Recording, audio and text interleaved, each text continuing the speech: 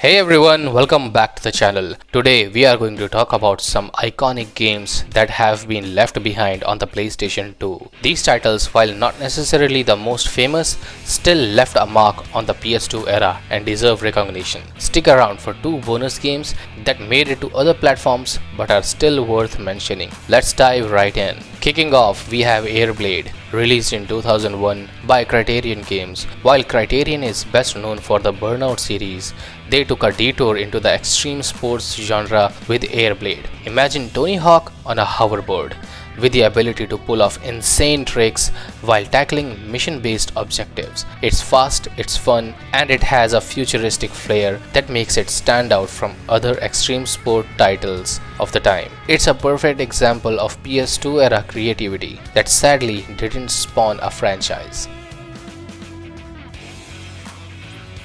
Samurai Western, released in 2005 by Acquire, is a bold mix of feudal Japan and the American Wild West. You play as a katana-wielding samurai named Gojiro, slashing your way through gunslingers and outlaws in a unique action-packed adventure. The combat is fluid, fast-paced, and quite unlike anything else at the time. This game is a great example of how developers in the PS2 era were willing to experiment with genres and settings. Even though it flew under the radar for some, it remains a memorable action game that you can only experience on the PS2. In 2004, Konami gave us Firefighter FD18, a game where you fight fires rather than monsters or enemy soldiers. You take on a role of a firefighter tasked with battling raging infernos across a variety of settings, rescuing people and preventing disasters from escalating. The sense of urgency and intensity makes for an action-packed experience that's unlike anything else on the system. It's a fresh take on the action genre, and while it's not as wildly remembered as some of the other Konami's titles, it's a game that captures the spirit of a time when developers were trying new things.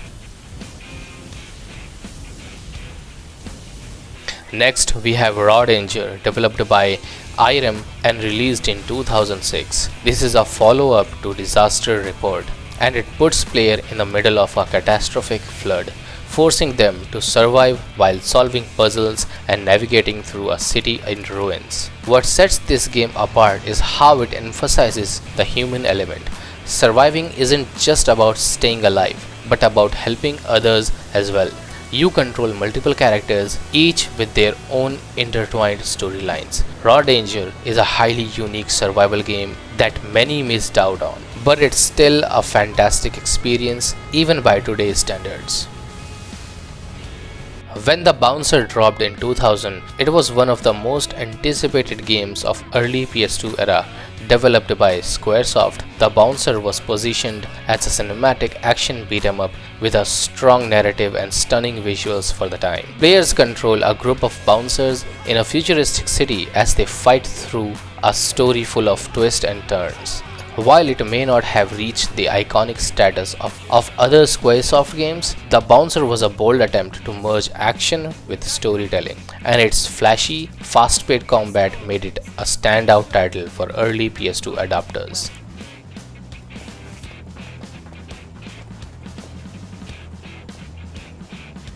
Now for the first bonus titles, Red Ninja End of Honor, developed by Tranji and released in 2005 for both PS2 and the original Xbox. This stealth game follows Kurenai, a ninja on a mission of revenge. What makes the Red Ninja stand out is its unique weapon, the Tetsujin, a versatile wire weapon that can be used both in combat and for platforming. The game blends stealth and action in a way that was refreshing for its time. Though its difficulty and niche appeal kept it from becoming more mainstream, still it remains a unique experience worth checking out for fans of stealth games. Finally, we've got Haunting Ground, developed by Capcom and released in 2005. It's often talked about in a same breath as Resident Evil or Clock Tower, but Haunting Ground carves out its own identity in the survival horror genre. You play as Fiona, a young woman trapped in a castle filled with stalkers, and your only real defense is your dog Huey. The game focuses on survival and evasion rather than combat, creating a tense and atmospheric experience.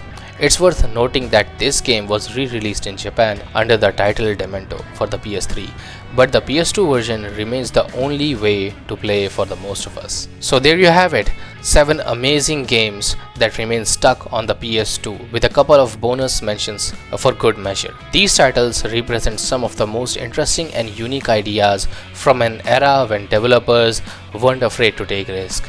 Let me know in the comments if you've played any of these and which of these games you think deserve a remaster or a sequel. Don't forget to like, subscribe and hit that notification bell for more gaming content. Alright, thanks for watching and I'll see you next time.